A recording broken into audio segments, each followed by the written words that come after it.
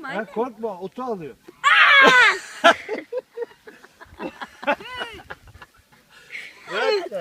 Çektin mi onu? Videoda.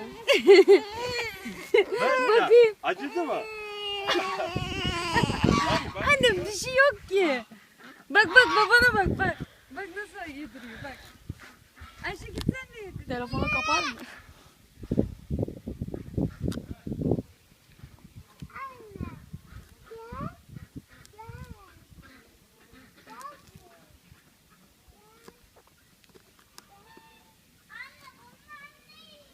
Görüyor musun tırnaklarını? Ah.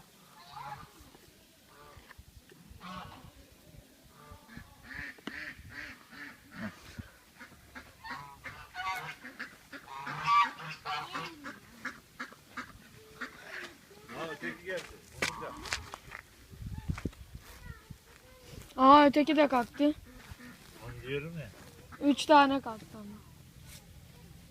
Bu mu? Bu yenisi mi? Yok o eskisi. O eskisi.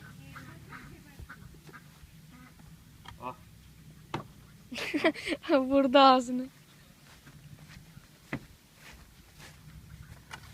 Şeref hadi.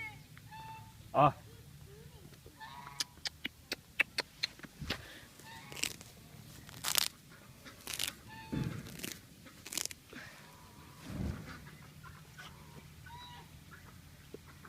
Sen yerden ye.